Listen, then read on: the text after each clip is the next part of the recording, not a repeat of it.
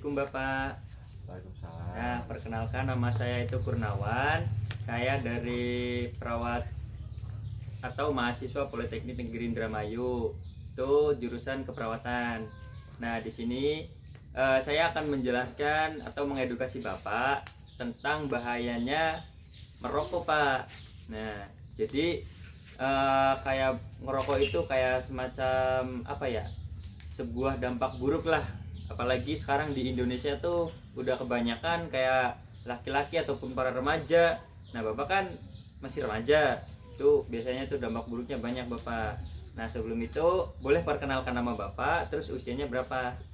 Perkenalkan, nama saya Rahmat Fauzi Ramadan. Saya dari D3 Teknik Mesin Polindra. Nah, oke. Umur saya kebetulan umur 19 tahun. Oh, berarti masih remaja ya, Pak ya? Oh, Betul, berarti manggilnya Mas aja biar lebih enak. Sebelumnya saya mau bertanya terlebih dahulu, Masnya nih sering rokok atau biasa aja? Udah termasuk rokok aktif atau ini pasif, Masnya ini? Saya kebetulan perokok pasif ya. Masih perokok pasif. Masih perokok. Oke, jadi di sini saya akan menjelaskan dampak buruk apa saja buat seseorang yang menjadi perokok aktif ataupun perokok pasif ya, Mas ya. Oke. Nah, di sini ada beberapa dampak buruk dari merokok. Yang pertama itu semacam kayak menyebabkan kerontokan rambut. Jadi kerontokan rambut itu bukan karena kita sering sampoan aja. Jadi rokok juga bisa menyebabkan kerontokan rambut. Terus ada gangguan pada mata seperti katarak. Terus ada kehilangan pendengaran, itu lebih awal dibanding bukan perokok. Terus ada menyebabkan penyakitnya paru-paru kronis. Nah, biasanya kan nih, contoh ini kan kayak rokok. Misalkan Bapak selang ngisep, itu kan otomatis asapnya kan masuk ke dalam ya, Pak ya. Nah, itu bisa menyebabkan kayak penyakit paru-paru kronis. Terus ada merusak gigi dan menyebabkan bau mulut yang tidak sedap. Nah, biasanya di sini itu buat para perokok kan padahal kita sering sikat gigi, kadang ada pertanyaan kayak gitu, tapi kenapa gigi biasanya kebanyakan yang kuning. Nah, itu ada termasuk dampak buruk jadi buat para perokok. Terus selanjutnya ada menyebabkan stroke dan serangan jantung. Nah, itu bisa nyampe ke situ Bapak buat para perokok. Nah, terus ya, terus ada lagi tentang tulangnya lebih mudah patah. Jadi gitu Bapak. Kalau misalkan Masnya sering rokok, nah terus kadang kalau misalkan sering ngerasa sakit ataupun apa, apalagi kalau yang udah mah dimana orangnya suka ngerokok tapi jarang olahraga, itu biasanya bisa menyebabkan tulang kita keropos ataupun mudah patah. Ya, terus nah ini tuh biasanya buat kalau misalkan di sekitar lingkungan Mas ini ada perempuan ataupun apa, asapnya itu bisa berdampak ke orang-orang yang di sekitar Bapak juga, itu menyebabkan kanker leher rahim dan keguguran. Terus kemudian ada menyebabkan kemandulan dan hipotensi. Nah, biasanya menyebabkan kemandulan ini orang-orang yang sering rokok, yang pakai rokoknya tuh yang agak dingin tuh Pak. Nah, itu tuh kalau misalkan kita sering konsumsi rokok tersebut, kita bisa menyebabkan kemandulan. Jadi kemandulan tuh biasanya ada terkait tentang rokok juga, bisa menyebabkan dari situ.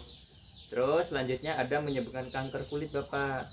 Nah, dari dampak buruk ini adalah termasuk dampak buruk bagi perokok maupun aktif ataupun pasif ya Bapak.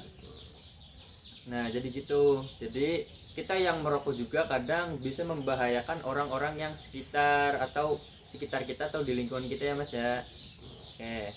Nah, setelah saya tadi jelaskan semuanya, namanya tadi Mas Rahman ya. Betul. Nah, semuanya ada yang mau ditanyain enggak Mas? Nah, Pak, jadi ketika saya udah makan, kenapa nafsu untuk merokok tuh makin banyak gitu? Nah, itu tuh biasanya tuh Mas dampak dari Masnya yang terbiasanya setelah makan itu merokok. Berarti Mas itu mau menuju ke perokok yang aktif. Nah, itu tuh biasanya tuh nggak bisa dihilangin cara kayak gitu. Tapi cara ngilanginnya dampak seperti itu biasanya ya pertama itu Bapak harus coba berhenti merokok sejenak. Coba menghilangkan ketika setelah makan itu Bapak jangan merokok dulu. nggak apa-apa buat di tahap awal Bapak yang mungkin masih tidak bisa, karena Bapak akan menuju perokok yang aktif. Nah, itu juga bisa menyebabkan terjadinya di paru-paru. Nah, setelah makan itu biasanya kan kita yang di lambungnya juga masih mencerna. Nah, itu tuh bisa menyebabkan ini. Nah, biasanya efek kecanduan itu tuh gara-gara nikotin yang ada di sini, Bapak. Yang nikotin dari sini. Terus gara-gara kita sering merokok, apalagi setelah makan, itu akan efek berkepanjangan, Pak ataupun Mas ya, Mas Rahman. Nah, kayak gitu. Ada yang mau ditanyain lagi, Mas? Mungkin itu saja. Oh, oke. Mungkin itu saja. Sebelum saya tutup, dari semua penjelasan yang di sini, Masnya sudah paham? Alhamdulillah. Oke, sudah paham. Mungkin nanti Mas bisa lebih baik lagi ya, Mas ya, untuk menjaga agar mengurangi merokok. Nah, kesimpulannya yaitu ya ini ada beberapa dampak buruk apabila kita menyayangi tubuh kita atau menyayangi orang-orang di sekitar kita, itu kita harus berhenti merokok. Apalagi Mas bentar lagi, tinggal beberapa tahun lagi akan masa ke jenjang yang buat pernikahan.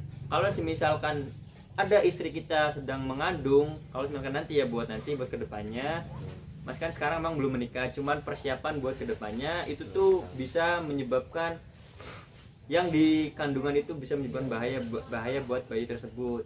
Nah, terus juga sebisa mungkin Masnya kalau misalkan Masnya belum bisa berhenti merokok sekarang, setidaknya ketika Mas habis merokok ataupun lagi ngerokok itu jangan di sekitar anak kecil. Soalnya biasanya dampak buruk rokok itu ketika asapnya itu menyebar ke sekitarnya. Apalagi walaupun kita sudah merokok, akan tetapi tangan ataupun baju kita itu asapnya bakalan nempel ya. Itu bisa menyebabkan bahaya bagi anak-anak kecil ataupun orang-orang yang di sekitar kita yang gak ngerokok. Nah, Masnya sudah paham? Oke, terima kasih. Itu saja yang bisa dapat saya sampaikan. Nanti kalau misalkan Mas mau konsultasi bisa hubungi nomor di bawah ini ya, Mas ya. Oke, terima kasih. Bila topik dia, wassalamualaikum warahmatullahi wabarakatuh. Izin pamit ya, Mas ya. Ya. Terima kasih, Mas. Ya.